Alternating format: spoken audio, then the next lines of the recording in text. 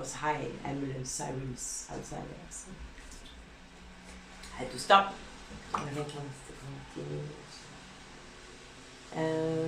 Yeah, concerned message from police officer Uwe Smith, and he knew Angel also when she met Angel in my care, and he was with on Sunday after she was kidnapped from me.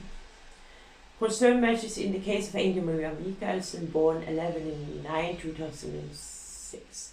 On Wednesday, the 21st of June, I was luckily part of a meeting between Angel Maria Michaelsen, her mother Helena Iren Michaelsen, and the member of CPU, Mrs. Ingeborg Andreasen. The meeting lasts from 10 o'clock in the morning until approximately 4 o'clock in the afternoon. Helena and me were waiting in front of the main entrance of the zoo in Kristiansand. After a few minutes, I saw Angel appearing in between the parking place cars. And right behind her, I saw Ingeborg Andreasen from CPU Fona Kommune. I just feel like to express my impression I got of Angel and how much I am concerned. The first thing I noticed was her body language. She seems to be kind of unsecure, and it was very obvious that her shoulders were like hanging down. There were nearly no impression on her face. She seemed to be apathic.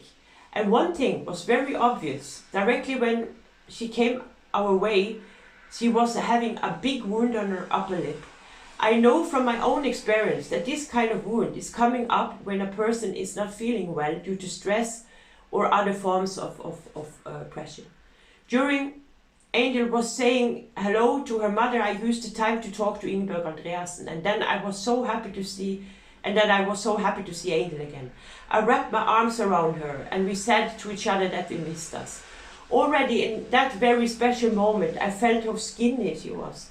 So I decided to have a closer look on her, but of course without irritating Angel or make her frightened. I saw a young girl in front of me who was looking like skin and bone. I was wondering, why is her skin so pale? It's summer. I know Angel for many years. I was also with Helena and Angel for a longer time in Wigeland, and was directly sensing that her bright shining aura was gone. The aura was something I was very familiar with, and it always showed me in what good condition Angel was when she lived together with her mother.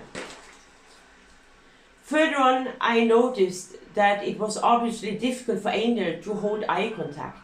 It seemed to me that she is not used to it anymore, that she was totally different when she was with her mother.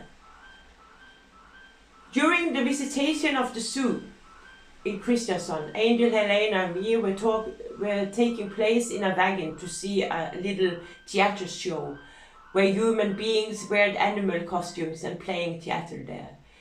That was requested by Angel. In that wagon, Angel took place between Helena and me. Angel was kind of freezing. She was just wearing a short jeans and a short top. Due to that, Ingeborg said to Helena during that trip that Angel forgot her jacket in the hallway of the foster place. Angel was seeking body contact to me. She laid her right leg over my left leg. I was rubbing her skin a little bit just to warm her up. During the theater play, I noticed that Angel was kind of apathic again. She was just staring in front of her without saying something or showing a reaction to the animal actors at all. Also, these actors tried to involve all the children into play. Angel did not take part of it. It was also a fact that Angel was speaking no word. To me it seems as she was afraid to say something wrong. That condition of her did not change until the show was over. During we all had a walk through the zoo, it seems that a little form of life came back into Angel's eyes. She was seeking on the zoo map where we all could go. So we passed by the wolves, and afterwards we all sat down to have dinner. And then Helena had a ride for Angel that she could see her old pony, Black Beauty, and have a ride on it. For that meeting, we had to go to Wigeland. Angel was allowed to drive with Helena and me in the car.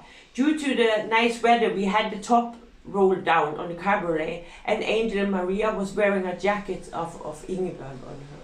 Helena and Angel were sitting in the back of the car while I was driving. Ingeborg was driving with her car behind us. I nearly had tears in my eyes when I saw how much Angel liked to be in the arms of her mother. From time to time she was throwing her arms into the air.